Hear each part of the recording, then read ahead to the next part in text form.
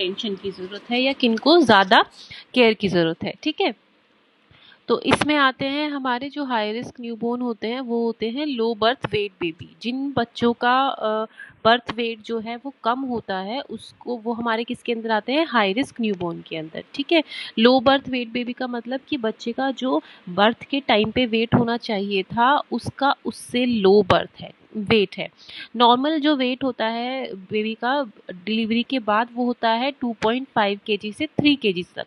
Maximum 3 KG हो सकता है, लेकिन नॉर्मल में क्या होता है 2.5 केजी से लेके 3 केजी तक का जो वज़न है बच्चे का, वो जन्म के टाइम पे नॉर्मल होता है। लेकिन बच्चे का जन्म अगर वज़न उससे कम है, तो वो आता है लो बर्थ वेट बेबी में। अब बेटा ये हाई रिस्क न्यूबॉर्न भी 4 में डिवाइड है। एक होता है लो बर्थ वेट बेबी, एक होता है very low birth weight baby, एक है extremely low birth weight baby and then preterm baby. Low birth weight baby का जन्म के समय शिशु का वजन 2.5 केजी से कम रहता है। अगर शिशु का जो वजन है 2.5 केजी से कम है, तो हम उसको बोलते हैं लो बर्थ। लेकिन अगर 1.5 केजी से कम है, तो हम उसको बोलते हैं वेरी लो बर्थ वेट, ठीक है। लेकिन अगर 1 केजी से भी कम है, लेकिन उसका जो वजन है सिर्फ 1 किलो भी नहीं है, तो उसको हम बोलते हैं extremely low birth weight baby. समझ आया?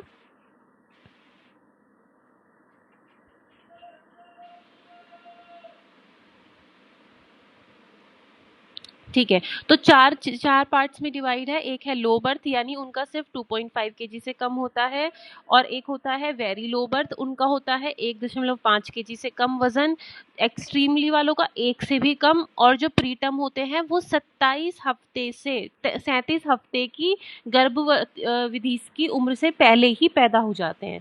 नॉर्मल जो हमारी प्रेगनेंसी की ड्यूरेशन होती है वो 37 हफ्ते तक होती है, ठीक है, यानी 9 महीने तक होती है। अगर बच्चा उन हफ्तों से पहले पैदा हो जाए, तो हम उसको प्री टर्म बोलते हैं। तो ये चारों टाइप के बेबी जो होते हैं, वो होते हैं हाई रिस्क न्यूबॉर्न, ठीक है। अच्छा, इन चारों टाइप के बेबीज को हम बोलते हैं हाई रिस्क न्यूबॉर्न। तो इन बेबीज को ज्यादा केयर की जरूरत होती है, ठीक है। उसके बाद आता है कारण क्या है, कारण किस वजह से वो हाई रिस्क है या किस वजह से उनका जो बर्थ वेट है वो कम है। तो पहला कारण है कि कुपोषण, यानी वो जो है उसको न्यूट्रिशन प्रॉपर नहीं मिला है, वो माल नरिश्ड है, ठीक है। अगर मदर ने खाना ठीक से नहीं खाया है, तो बच्चा कम वजन का पैदा हो सकता है। संक्रमण, यानी उसको कोई इन्फेक्शन, किसी भी प्रकार का कोई इन्फेक्शन हो गया है, जिसकी वजह से मदर को कोई इन्फेक्शन हुआ होगा, जिसकी वजह से जो बच्चा है वो हाई रिस्क है, ठीक है। उसके बाद एनीमिक है, यानी बच्चे में ब्लड की कमी है, ठीक है। प्रोफिलैक्सिया है, अगर उसको प्री एक्लेम्शिया, मतलब मदर को जो है प्री एक्लेम्शिया में जो मदर नॉर्मल थी, जिसका मदर का प्रेगनेंसी से पहले जिसका बीपी नॉर्मल रहा हो, और प्रेगनेंसी के टाइम पे उसका बीपी बढ़ जाता है, ठीक है, तो उन मदर को बोलते हैं हम प्री एक्लेम्शिया मदर, ठीक है। प्री एक्लेम्शिया का मतलब बीपी बढ़ना होता है, लिख लेना कि प्री एक्लेम्शिया अगर है कोई किसी को बीमारी, तो प्री एक्लेम्शिया का मतलब है बीपी बढ़ जाता है उन मदर में जो पहले प्रेगनेंसी से पहले जिनका बीपी नॉर्मल रहा करता था, ठीक है। तो preeclampsia is basically high raised BP. तो उनको उनका जो है बेबी है कमजोर पैदा हो सकता है। हार्मोनल इम्बैलेंस है जिनको, उनका समझ आया प्री क्लेम्शिया क्या है? हाँ, तो हार्मोनल इम्बैलेंस है, किसी में हार्मोन्स ऊपर नीचे हो रहे हैं, उनका बेबी ऐसा हो सकता है, ठीक है। उसके बाद तनाव, कोई स्ट्रेस ले रही है अगर मदर, तो उनको इस तरह से हो सकता है। चोट लगने पर, अगर वो टॉक्सिन्स यानी धूम्रपान करती हो या अल्कोहल करती हो, ठीक है, या कोई ड्रग एब्यूज हो, तो उनको हो सकता है। एंड कुपरिस्थिति, कोई अदर कंडीशन हो, जैसे उसका जो वातावरण है वो ठीक नहीं रहा, उसकी प्रेगनेंसी का माहौल ठीक नहीं रहा, उस टाइप की जो सिचुएशंस है, उसमें उसका जो बेबी है वो अफेक्ट हो सकता है। तो कारण होते हैं हाई रिस्क न्यूबॉर्न पैदा होने के, कुपोषण, यानी उसको जो क्या है न्यूट्रिशन ठीक से नहीं मिला, संक्रमण, एनीमिक है, खून की कमी होने की वजह से, प्रीक्लैम्शिया होने की वजह से, हार्मोनल इम्बैलेंस की वजह से, ठीक है। ये सारे के सारे कोजेज हैं कि किस वजह से ये हुआ है, ठीक है। नेक्स्ट है लक्षण। लक्षण क्या होते हैं, हमें कैसे पता चलेगा कि जो बच्चा है वो हाई रिस्क है, इसके लक्षण क्या होंगे? शरीर का जो भार है 2.5 केजी से कम होगा। मैंने पहले भी बताया बच्चों का, इस तरह के बच्चों का जो वज़न है वो कम होता है। नॉर्मल बच्चे का वज़न जो होता है वो 2.5 किलो से लेके 3 किलो तक होता है, लेकिन इसमें जो बच्चा है 2.5 किलो से कम का पैदा होता है। उसकी लंबाई भी जो है 47 जो सेंटीमीटर लंबाई होती है वो नॉर्मल होती है, लेकिन बच्चे की जो कमज़ोर बच्चे होते हैं उनकी जो लंबाई है वो 47 सेंटीमीटर से कम होती है, ठीक है। उसके बाद है खोपड़ी की हड्डियां कोमल होती हैं, उतनी मजबूत नहीं होती। बंद आंखें, जैसे नॉर्मल बच्चा आंखें भी खोल लेता है, इनकी आंखें जो है वो बंद रहती हैं। त्वचा लाल व चमकीली होती है, बिल्कुल शाइन करती है, जैसे उनके ऊपर की अभी स्किन ही नहीं बनी हो, ठीक है। शिशु कमजोर आवाज के साथ रोता है, जैसे बच्चे रोते हैं ना तेज आवाज के साथ, इस तरह के बच्चे जो होते हैं कमजोर जो बच्चे होते हैं वो कमजोर आवाज के साथ और धीमी सी आवाज के साथ रोते हैं, ठीक है।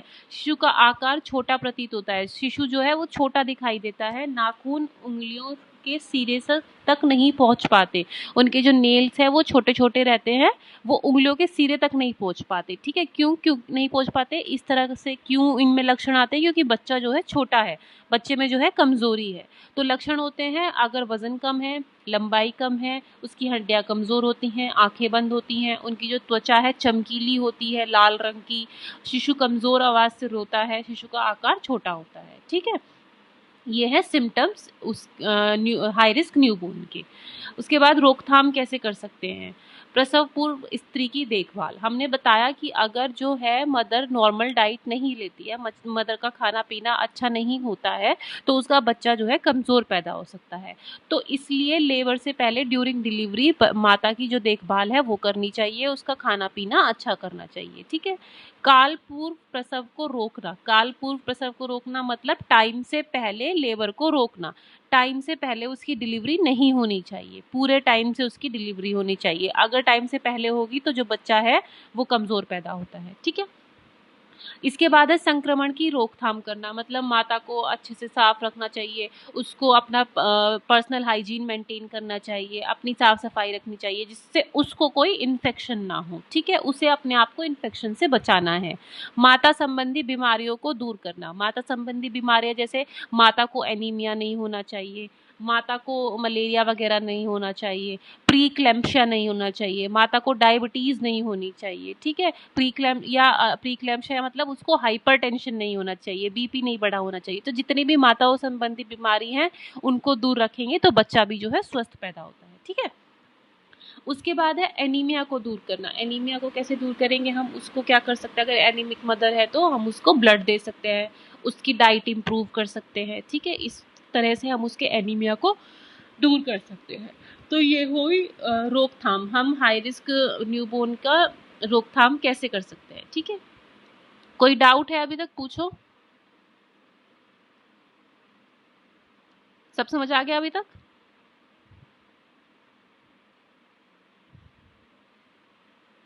अनीता कोई डाउट है।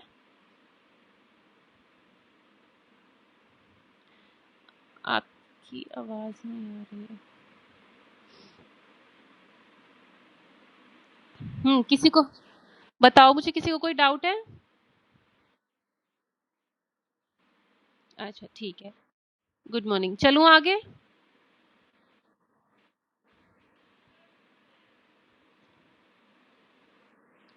ठीक है, फिर है special need for high risk baby, कि बच्चे हाई रिस्क होते हैं, जिनका वजन या जिनमें कमजोरी होती है, उनको किस तरह की उपचार की या किस तरह की देखभाल की जरूरत होती है, ठीक है। जो ज्यादा जोखिम वाले बच्चे हैं, जन्म के समय कम वजन वाले बच्चे, जो जिनका वजन जन्म के समय कम होता है, उनमें हमें केवल तापमान क्रम बनाए रखने के लिए उनके जो टेम्परेचर है वो बनाए रखना ज़रूरी है। वो हम कैसे बना सकते हैं, केएमसी, कंगारू मदर केयर के थ्रू, ठीक है।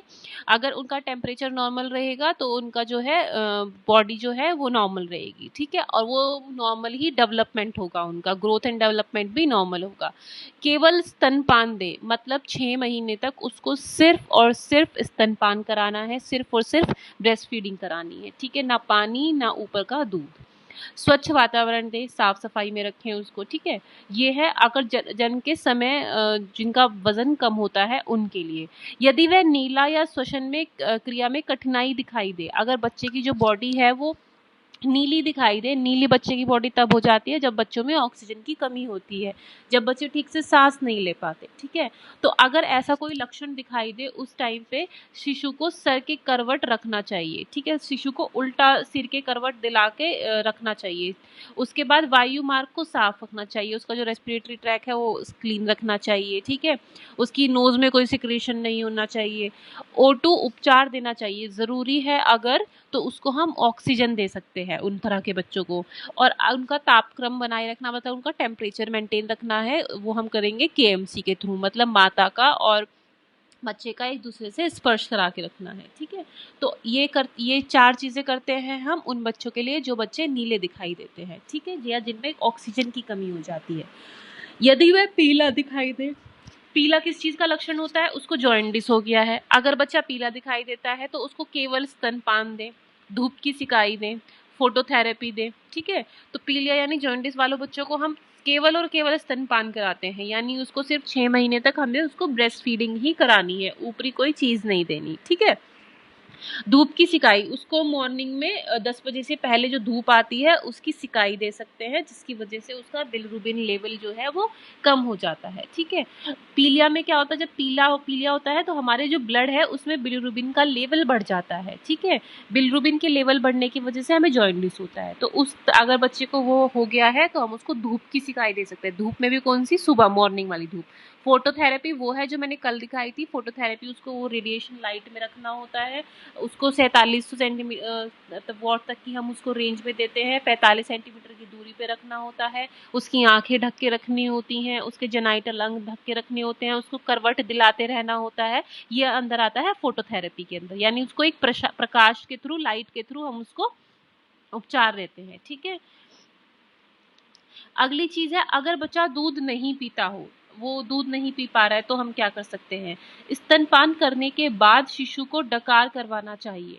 कई बार क्या होता है, अगर हमने एक बार बच्चे को ब्रेस्ट फीड करा दिया, अब तुम दूसरी बार उसको फीड कराओगे, जब वो रो रहा है तो हमें लगता है रो रहा है मतलब बच्चे को भूख लगी है, तो हम उसको फिर से ब्रेस्ट फीड करा देते हैं। लेकिन कई बार क्या होता है, जब हम ब्रेस्ट फीड कराने के बाद बच्चे को डकार नहीं दिलाते ना, तो उसको सांस लेने में तकलीफ होती है, इसलिए वो रोता है, ठीक है। तो हर बार स्तनपान कराने के बाद बच्चे को पहले डकार दिलाओ। अगर वो दूध नहीं पी रहा है दूसरी बारी में, तो यानी पहले बच्चे को जो दूध है वो उसको अटका हुआ है, उसको डकार नहीं आई है, इसलिए वो दूध नहीं पीता है, ठीक है। तो डकार दिलाना बहुत जरूरी है। शिशु के आहार में स्वच्छता का विशेष ध्यान रखना चाहिए। शिशु के आहार मतलब अगर माता अच्छा खाएगी तो उसका दूध भी उतना अच्छा बनेगा और शिशु का जो है न्यूट्रिशन जो है वो अच्छा रहेगा। यदि संक्रमण हो तो एंटीबायोटिक्स दी जाती हैं। अगर किसी प्रकार का इन्फेक्शन है जिसकी वजह से बच्चा ब्रेस्ट फीड नहीं कर पा रहा है, किसी तरह का इन्फेक्शन उसको हो गया है, तो हम उसको एंटीबायोटिक्स दे सकते हैं, ठीक है। तो ये उपचार करते हैं उन बच्चों के लिए जो दूध नहीं पी पाता है। फिर उसके बाद है, ज़्यादा रोता हो अगर, तो जो बच्चा ज़्यादा रो रहा है, जिसकी एक्सेसिव क्राइंग दिख रही है, तो उसको चिकित्सक की सलाह दे, ठीक है, कि भाई क्यों हो रहा है, क्या तकलीफ है, आपको इसको एक बार डॉक्टर के लिए दिखाना चाहिए, ठीक है। अगर ज़्यादा ही वो रोता है तो उसको हम डॉक्टर की एडवाइस कराते हैं, डॉक्टर से विजिट करने के लिए बोलते हैं, ठीक है। अगर बच्चे को बुखार हो तो बुखार नाशक दवाई दें, उसको जो है एंटीपायरेटिक्स दे सकते हैं। आपेक्ष को ठीक करने वाली दवाई देनी चाहिए उसको। जो आपेक्ष मतलब जैसे आपेक्ष होता है कन्वर्जेंस, किसी किसी बच्चे को जन्म के बाद दौरे भी पड़ सकते हैं, उनको ठीक करने की दवाई देनी चाहिए, ठीक है। और कन्वर्जेंस मतलब जैसे दौरा पड़ता है ना, उस तरह के लक्षण भी दिखाई देते हैं बच्चे को, वो चीज़ होती है आपेक्ष, ठीक है। शिशु को आराम और संतुलित भोजन प्रदान करना चाहिए। शिशु को जो है रेस्ट दो और उसको संतुलित भोजन दो, ठीक है। तो ये उपचार कर सकते हैं हम अगर बच्चे को बुखार हुआ है तो। नाक से खून आता है तो भी हमें उसे डॉक्टर की एडवाइस देनी है, डॉक्टर को दिखाओ। निर्जलीकरण हो मतलब उसको डिहाइड्रेशन हो, तो ORS का प्रयोग कर सकते हैं और चिकित्सक की सलाह दे सकते हैं। ORS जो घोल होता है, हम घोल बनाते हैं, वो दे सकते हैं अगर बच्चा बड़ा है तो, ठीक है। 6 महीने से कम के बच्चे को नहीं देना है, और नहीं तो उसको डॉक्टर की एडवाइस देनी है, ठीक है। इसके बाद है उल्टियाँ और दस्त आते हैं तो उल्टी और दस्त को रोकने वाली दवाई देनी चाहिए और उसको ORS देना चाहिए, ठीक है। चिकित्सक की सलाह देनी चाहिए। ऐसे बच्चों की प्रतिरक्षा प्रणाली कमज़ोर होती है, अतः उन्हें स्वच्छ वातावरण की आवश्यकता ज़्यादा होती है। आवश्यकता अनुसार चिकित्सक के परामर्श लें। जो कमजोर बच्चे होते हैं, जिनका वजन कम होता है, जिन उन वाले बच्चों को जो है ज्यादा देखभाल की जरूरत होती है, जिनके अंदर कमजोरी होती है। और ज्यादा देखभाल के साथ साथ उनको एक स्वच्छ एनवायरनमेंट, उनको एक क्लीन एनवायरनमेंट की जरूरत होती है। वो इसलिए क्योंकि जो कमजोर बच्चे होते हैं वो जल्दी इन्फेक्शन पकड़ते हैं, जल्दी बीमार होने लगते हैं। ठीक है, तो सबसे अच्छा उपचार जो कमजोर बच्चों का है, सबसे पहले है कि उनको जो है क्लीन एनवायरनमेंट में रखना है। फिर उनको जिस अगर किसी चीज की नीड है, जो हमने ऊपर अभी डिस्कस किया, उस तरह से उनको केयर देनी है। नहीं तो उन्हें डॉक्टर से सलाह लेने की परामर्श देना है। ठीक है, एडवाइस करना है डॉक्टर से, ठीक है, मिलने के लिए। ठीक है, तो ये था कि हम देखभाल कैसे करते हैं जो कमजोर बच्चे होते हैं उनकी। घर पर देखभाल रेफरल या फॉलो अप। ठीक है, घर पर देखभाल मतलब हमें उसकी रेफरल या फॉलो अप मतलब बच्चे को हम रेफर कर देते हैं ना, फॉलो अप कराते हैं, डॉक्टर से जाके मिलो या यहाँ दिखाओ बच्चे को। ठीक है, या घर पर देखभाल कैसे करनी है। ठीक है, उसमें है नवजात शिशु में निम्न लक्षणों को आवश्यकता होती है, निम्न लक्षणों पर रेफर करने की आवश्यकता होती है। अगर इनमें से कोई लक्षण दिखाई दे तो बच्चे को हम डॉक्टर के पास भेज सकते हैं, रेफर कर सकते हैं, उसे दिखाने के लिए बोल सकते हैं। मलाशय का तापक्रम 30, मलाशय क्या होता है बताओ मुझे।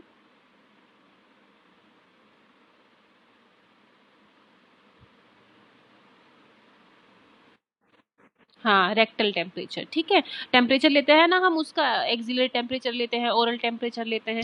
तो अगर उसका रेक्टल टेम्परेचर 37 डिग्री से कम होने पर हमें उसको बोलना चाहिए कि तुम्हें डॉक्टर को दिखाना है।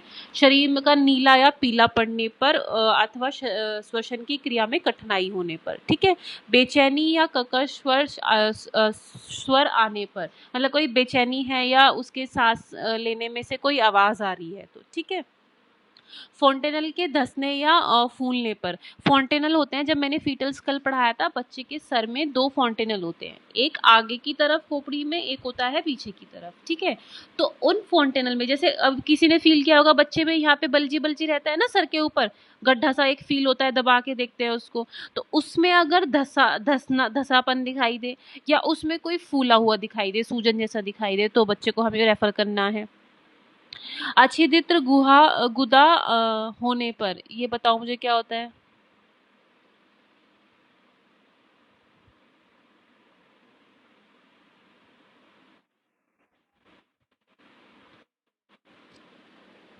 अछिद्र गुहा मतलब बताओ क्या होता है अछिद्र गुदा होने पर।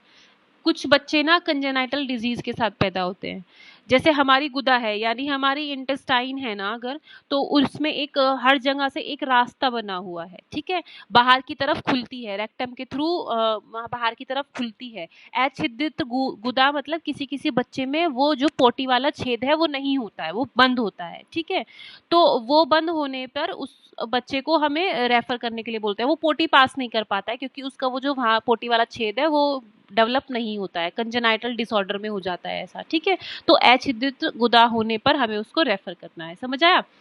जन्म के बाद 24 घंटे से अधिक समय तक पेशाब या मल न होने पर, हम नोट करते हैं जब बच्चा पैदा होता है ना, तो हमें उसे 24 आवर तक ऑब्जर्वेशन में रखना होता है कि बच्चे ने जो यूरिन है, जो स्टूल है, वो पास किया है या नहीं। अगर वो पास नहीं करता है तो हमें बच्चे को डॉक्टर को दिखाने के लिए बोलना है। ठीक है, चेहरे, जबड़े या गर्दन में अकड़न आने पर, बच्चों की जो गर्दन है वो लचीली होती है, उसमें किसी तरह की ऐंठन या किसी तरह की अकड़न दिखाई दे तो बच्चे को रेफर करना है। स्तनपान न लेने की स्थिति में, अगर बच्चा बिल्कुल भी ब्रेस्ट फीडिंग ना करे।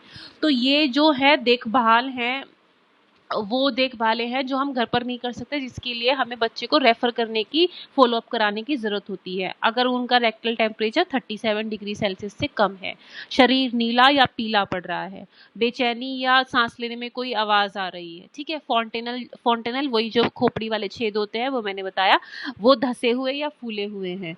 अगर गुदा में छेद नहीं है, जन्म के बाद 24 घंटे तक बच्चे ने पेशाब या मल पास नहीं किया हो, या उसके चेहरे या जबड़े में कोई अकड़न हो, या वो ब्रेस्ट फीड ना कर पा रहा हो। ठीक है, तो ये सारे लक्षण हैं जब हमें बच्चे को फॉलो अप कराना है। इसके बाद आता है केयर ड्यूरिंग एस्फेक्जिया। एस्फेक्जिया होता है श्वसन रोध, मतलब उस बच्चे को सांस लेने में तकलीफ होती है। नवजात शिशु में सोचावास होना अति आवश्यक है। वायु मार्ग में रुकावट होने उत्पन्न होने से श्वसन कष्ट व श्वास रोध कहते हैं। अगर उसके वायु मार्ग में, उसके रेस्पिरेटरी ट्रैक में कोई रुकावट है जिसकी वजह से वो पूरा सांस नहीं ले पा रहा है, उस चीज को हम बोलते हैं एस्फेक्सिया। ठीक है। अगर वो उसके कारण क्या होते हैं, उसके कारण होता है फीटल डिस्ट्रेस। फीटल डिस्ट्रेस मतलब जब मदर की डिलीवरी हुई थी तो बच्चे पे किसी तरह का दबाव पड़ा है, बच्चे के किसी तरह का डिस्ट्रेस पड़ा है, ठीक है, जिसकी वजह से उसके सांस लेने में तकलीफ है। प्रथम मल युक्त मतलब उसने जो हमारा लिकर एमनियाई है, माता के अंदर एक फ्लूइड भरा होता है ना, एक जो पानी जैसा भरा होता है, उसको बोलते हैं हम लिकर। अगर उस लिकर में जो है मेकोनियम स्टेन लिकर है, अगर उस लिकर में, उस पानी के अंदर ही बच्चे ने पेट के अंदर ही, गर्भाशय के अंदर ही अगर मेकोनियम पास यानी अपना स्टूल पास कर दिया है, बच्चे के फर्स्ट स्टूल को बोलते हैं मेकोनियम। जो वो पहली बार मोशन पास करता है ना, स्टूल पास करता है, उसको बोलते हैं मेकोनियम। अगर वो उसने यूट्रस के अंदर ही पास कर दिया है तो हम अगर मतलब देखेंगे कि जो उसका लिकर एमनियाई है यानी जो उसके अंदर का वाटर है फीमेल के अंदर का, अगर वो ग्रीन कलर का आया है तो वैसे तो वो क्लियर से कलर का होता है, लेकिन अगर वो कई बार ग्रीनिश या ब्राउनिश कलर का दिखाई देता है ना अंदर का पानी, तो मतलब बच्चे ने जो पोटी है, स्टूल जो है वो अंदर ही पास कर दिया है। ठीक है, उस तरह के बच्चे को एस्फेक्सिया हो सकता है। ठीक है, फिर है अपरा अपर्याप्तता। अपरा क्या होता है बताओ? प्लेसेंटा जो है हाँ, तो प्लेसेंटा में अगर कोई इनसफिशिएंसी है, प्लेसेंटा पूरा डेवलप नहीं है, तो बच्चा भी पूरा डेवलप नहीं होगा, यानी उसके सांस लेने में तकलीफ आ सकती है। उच्च रक्तचाप मतलब high blood pressure. Post maturity मतलब उसने जो है जन्म जो बच्चे है 9 महीने के बाद दिया है। उसके बाद अपरिपक्व प्रसव का आरंभ मतलब पूरी तरह से जो है लेबर आने वाला नहीं था, ऊपर बिना टाइम से आ गया है, टाइम से पहले लेबर आ गया है। प्रसव पूर्व रक्तस्राव, अगर किसी को लेबर से पहले खून आया है तो। माल प्रेजेंटेशन, अगर बच्चे का माल प्रेजेंटेशन होती है कि बच्चे का सर नीचे नहीं है, कोई और हिस्सा है जो पहले नीचे की तरफ है, यानी उसके हिप्स या तो नीचे की तरफ है या उसके घुटने नीचे की तरफ है, तो इस तरह की पोजीशन को बोलते हैं हम माल प्रेजेंटेशन। ठीक है, बच्चा सीधा नहीं है यानी। असामान्य प्रसव, अब नॉर्मल लेबर, कोई कंडीशन है या उसको नॉर्मल पेन नहीं आ रहा है तो। कोड प्रोलैप्स मतलब जो बच्चे की नाल है वो सिकुड़ जाती है, प्रोलैप्स हो जाती है। ठीक है, बहुगुणक गर्भावस्था, ठीक है, कोई ऐसी कोई प्रेगनेंसी जिसमें उसको मल्टीपल डिसऑर्डर्स हों। ठीक है, तो ये सारी चीज़ें हैं जो बच्चे का पूरा डेवलपमेंट नहीं होने देती हैं, जिसकी वजह से उसके उसके रेस्पिरेटरी सिस्टम पे कोई अफेक्ट पड़ सकता है और उसको ये सांस लेने में तकलीफ पैदा हो सकती है। ठीक है, ओके। फिर है देखभाल कैसे करें, इस तरह का अगर है हो गया है तो हमें देखभाल कैसे करनी है। क्लैंप लगाने से ज़्यादा जल्दी नहीं करनी चाहिए। कई बार क्या होता है ना कि बच्चा डिलीवर हुआ और वो जो उसकी नाल रहती है ना उसमें क्लैंप लगा देते हैं, कोड क्लैंप, उसको बंद कर देते हैं। तो जैसे बच्चा निकले तो थोड़ा ब्लड हमें जाने देना चाहिए, ऐसा नहीं है कि निकलते ही हमें उसको कोड क्लैंप कर दो। जैसे ही बच्चा निकले उसको, क्योंकि एकदम से उसका जो है बच्चा निकलते ही सांस लेने नहीं लगता है, ठीक है, तो बेहतर है कि बच्चे को पहले थोड़ा सा मुंह खुलने दो, उसको रोने दो, जैसे ही वो रोना शुरू कर दे उसकी कोड में क्लैंप लगा दो। हम हॉस्पिटल में क्या करते हैं, ले भाई बच्चा निकला और उसको क्लैंप लगा दिया, नहीं, थोड़ा सा रुको, जब तक वो रोए ना एटलीस्ट तब तक देखो, क्योंकि बच्चा निकलते ही एकदम नहीं रुकता, कम से कम 5 सेकंड बाद वो रोना शुरू करता है, उसकी पीठ पे थपथपाते हैं। तो जो क्लैंप में कोड है वो कोड में जो क्लैंप है वो लगाने की जल्दी से जल्दी कोशिश ना करें। ठीक है, श्वास रोध वाले बच्चों को उल्टा पकड़कर नितंबों पर थपथपाना या सूतना नहीं चाहिए। जो करते हैं ना पर कि बच्चे को उल्टा पकड़कर उसको ऐसे ऐसे थपथपाने लगते हैं, वो सब नहीं करना चाहिए। ठीक है, बच्चे के सिर को थोड़ा सा नीचे लटका देना चाहिए ताकि वह श्वास स्राव हो वह आराम से निकल जाए। जो उसके अंदर का जो सिक्रीशन है, मतलब उसके सिर्फ सिर को थोड़ा सा नीचे की तरफ लिटा देना चाहिए, जो उसके अंदर जो सिक्रीशन भरा हुआ है वो पूरा का पूरा निकल जाए। हम क्या करते हैं, बच्चे को ले उल्टा लटका के उसके पीठ पे थप्पड़ ऐसे थपथपा करने लगते हैं, तो वो सब नहीं करना है, उसको सिर्फ उसका सर उल्टा करके नीचे की तरफ लटका के उसके जो सिक्रीशन है वो बाहर आराम से निकल जाए, ऐसे करना चाहिए, ठीक है। बच्चे को पहले से ही तैयार के लिए गर्म कपड़े पोंछ के सुखाने के बाद पहनाने चाहिए, ठीक है। जो निकलने के बाद बच्चे को थोड़ा सा पोंछ के क्लीन करके सुखा के उसको गर्म कपड़ों पहना देने चाहिए।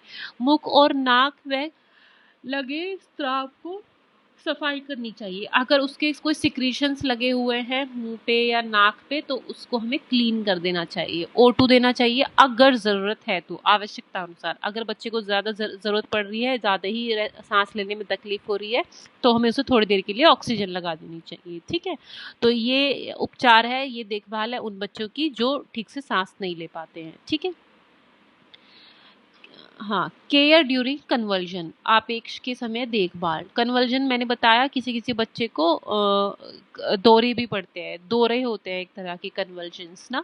तो उस तरह के शिशु में जब आपेक्ष होता है तो वो क्या है कि अधिक ज्वर होने पर, किसी बच्चे को अगर ज़्यादा ही फीवर हो गया है तो वो उस तरह के बच्चों को हो सकता है। किसी में ज़्यादा ऑक्सीजन की कमी है तो उनको होता है, किसी के इलेक्ट्रोलाइट इम्बैलेंस हो गए हैं अगर, उनको ये सब हो कन्वर्जेंस आ सकते हैं उन बच्चों को। तो जब आपेक्ष होता है शिशु के वातावरण को खतरे से बचाकर रखना चाहिए, जैसे सुई कांच आसपास तुरंत निकाल देना चाहिए। जैसे कन्वल्स आना शुरू होते हैं ना, दौरा पड़ना शुरू होता है तो पहले क्या होता है कि बच्चा एकदम से या तो गिर जाता है या फ्लैट हो जाता है, ठीक है। या थोड़ा अगर 1 डेढ़ साल का बच्चा है तो बच्चे दौरा पड़ने के पहले एकदम से गिरेंगे। तो हमें क्या करना है कि उसे फालतू किसी खतरे से बचाना है। तो उसके पास कोई नुकीली चीज़ या सुई वगैरह हो तो उसको हमें हटा देना चाहिए, उसके वातावरण को साफ बना देना चाहिए, ठीक है। फिर शिशु के सर को करवट में रखना चाहिए। जब बच्चे को कन्वल्जन आते हैं तो किसी को दौरे पड़ते हैं, तुमने देखा होगा, तो उसके मुंह में से झाग जैसा सिक्रीशन जैसा निकलता है, ठीक है। तो उसको हम सर की करवट इसलिए दिलाते हैं ताकि वो जो है झाग जो है या वो जो सिक्रीशन है उसके गले में ना चले जाए, वो बाहर की तरफ आए, इसलिए उसके सर को साइड में करवट दिला के रखते हैं, ठीक है। वायु मार्ग साफ रखना चाहिए, यानी उसका जो एयर फ्लो है वो साफ रखना चाहिए। O2 उपचार देना चाहिए, ऑक्सीजन दे सकते हैं। यदि आपेक्ष के कारण बुखार हो तो पहले बुखार को ठीक करना चाहिए। यदि उसको फीवर की वजह से कन्वल्जेंस आए हैं तो हमें उसके फीवर को ठीक करना है। और फीवर को कैसे ठीक करना था कि हमें उसे बुखार को ठीक करने वाली दवाइयाँ देनी थी, उसको ब्रेस्ट फीड कराना था और हमें या फिर उसको डॉक्टर के पास भेजना था, ठीक है। आपेक्ष को ठीक करने वाली दवाई देनी चाहिए। मैंने बताया कि उसको अगर कन्वल्जेंस आ रहे हैं तो कन्वल्जन को ठीक करने वाली दवाई दे सकते हैं। लगातार निगरानी रखनी चाहिए ऐसे बच्चों की, ठीक है। जिन बच्चों को कन्वल्जन आए वो ज़्यादा बिल्कुल निरंतर जो है निगरानी के अंदर रहनी चाहिए। फिर है केयर ड्यूरिंग वॉमिटिंग। वॉमिटिंग अगर किसी को हुई है तो बच्चे को क्या क्या हम देखभाल करते हैं, ठीक है। ये कैसे हो सकता है, अगर आंत बाधित है तो, मतलब आंत में जो है उसका जो ट्रैक है इंटेस्टाइन का वो नॉर्मल नहीं है। जैसे हमारा है ना एक पाइप पूरा बाहर तक जुड़ा हुआ है, तो अगर उसमें कहीं ऑब्स्ट्रक्शन है, कहीं कंस्ट्रक्शन है, तो उस तरह की आंत बाधित है तो बच्चे को वॉमिटिंग आ सकती है।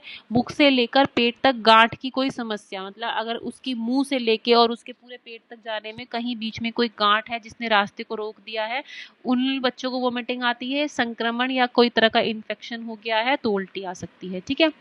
स्तनपान कराने के बाद डकार दिलवानी चाहिए। मैंने बताया स्तनपान करा के बच्चे को डकार दिलवाना जरूरी है, क्योंकि उसका जो है मिल्क नहीं तो रास्ते में अटक जाता है, जिसकी वजह से वो अगली बार दूध नहीं पी पाता, ठीक है। शिशु के आहार में स्वच्छता और विशेष ध्यान रखनी चाहिए। अगर बच्चा को ऊपर से कुछ खिला रहे हैं तो उसकी जो बच्चे को साफ चीज़ें खिलानी चाहिए, उसमें उसके आहार में स्वच्छता का विशेष ध्यान रखना है। अगर उसको उल्टी हुई है किसी इन्फेक्शन की वजह से तो हम उसको एंटीबायोटिक दे सकते हैं। जब अधिक उल्टी हो तो आंत बाधित या मुंह से लेकर पेट में कोई गांठ की समस्या है, ठीक है। जब हमें दिखाई दे कि बच्चा ज़्यादा ही उल्टी कर रहा है तो या उसकी जो इंटेस्टाइन है उसमें कहीं ना कोई बाधा है, या उसके मुंह से लेके पेट तक के रास्ते में कहीं कोई गांठ है जिसकी वजह से उसको पेट में उसको उल्टी हो रही है, तो ऐसी समस्या के लिए हमें बच्चे का एक्सरे करवाना चाहिए जिससे हम उसकी जाँच कर सकें कि तकलीफ क्या है, ठीक है। मुँह के छाले, अगर बच्चे के मुँह में छाले हो जाते हैं, ठीक है, तो उसके मुंह, गला, मसूड़े व जीभ पर दिखाई देते हैं। यदि माँ एंटीबायोटिक में है, जीवाणु के साथ लड़ने से शक्ति या कम या ओरल थ्रश होते हैं। अगर माता को कोई इन्फेक्शन हुआ है और माता जो है एंटीबायोटिक गोलियां खा रही है या किसी प्रकार की दवाई ले रही है तो वो सब उसके बीच में भी, उसके जो है ब्रेस्ट फीड में भी आता है, वो उसके दूध में भी आएगा। अगर वो बच्चा पी रहा है तो हो सकता है कि बच्चे को उसकी वजह से मुंह में छाले हो जाए, ठीक है। तो ऐसा होने से शिशु के मुंह की स्वच्छता की देखभाल रखनी चाहिए। हमें जो बच्चे का मुंह है वो अच्छे से साफ रखना है। स्तनपान कराने से पहले शिशु के मुंह की सफाई रखनी है। मतलब जब किसी को हम बच्चे को ब्रेस्ट फीड करा रहे हैं तो बच्चे का मुंह साफ करो और अपनी ब्रेस्ट को भी साफ करो। जो हम ब्रेस्ट फीड करा रहे हैं उन ब्रेस्ट को भी साफ करना है, ठीक है। उसके बाद है संक्रमित शिशु को उपचार के लिए विभिन्न प्रकार की दवाइयाँ दी जाती हैं, ठीक है। जैसे मिकोनाजोल दे सकते हैं हम उसको, अगर उसको जाते ही छाले बढ़ रहे हैं या घर की देखभाल से ठीक नहीं हो पा रही, ठीक है। केयर ड्यूरिंग कोड सेप्सिस मतलब उसकी जो नाभि नाल थी, अगर उसमें कोई इन्फेक्शन हो गया है तो हम उसकी क्या केयर कर सकते हैं। सामान्य शिशु में जो नाभि नाल होती है, कोड होती है, वो 7 से 10 दिन में सूख के हट जाती है। वो जो कोड काट के क्लैंप लगा देते हैं ना, तो वो 7 से 10 दिन में अपने आप सूख के झड़ के हट जाती है, ठीक है।